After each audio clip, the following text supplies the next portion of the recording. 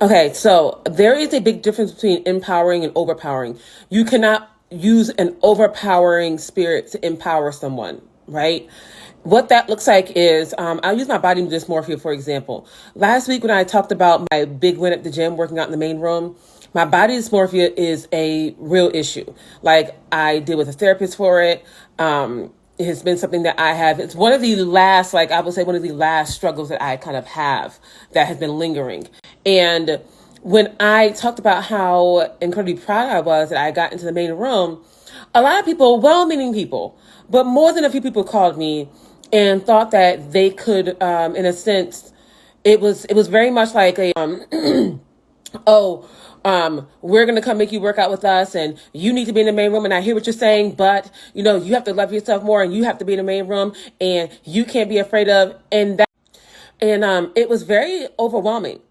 Now, thankfully, I am at a strong enough level to where I can say, thank you for that, but we're not going to talk about, like, I won't even talk about my body dysmorphia with someone that's not a trained therapist.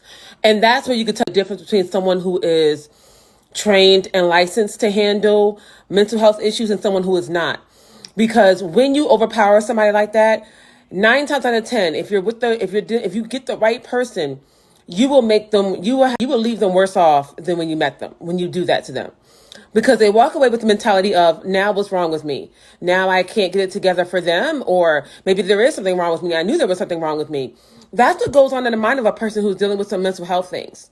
And when you don't take the time, you have to discern and know when to rip the Band-Aid off and when to actually help that person process. When someone says that they're dealing with something like body dysmorphia, so when you're dealing with a mental health professional, they understand that there needs to be a processing that has to happen. You have to pull these things up at a root. Depression, eating disorders, all of those things are deep mental health things. And you have to get to the root of it. And it is, for some of us, a lifelong thing. And the Band-Aid of, I'm going to make you do this because I can believe you do this, and I'm going to have you do this.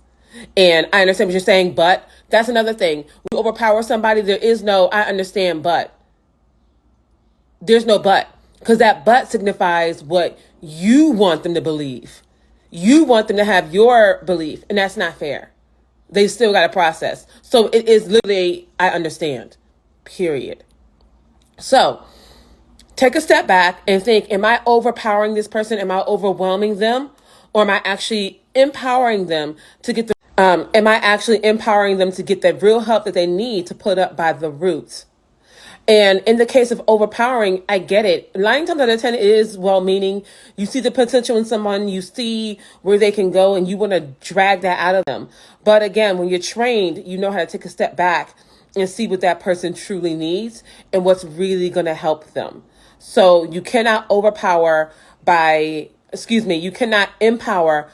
overpowering, because that ends up being overwhelming, which can do more damage than good.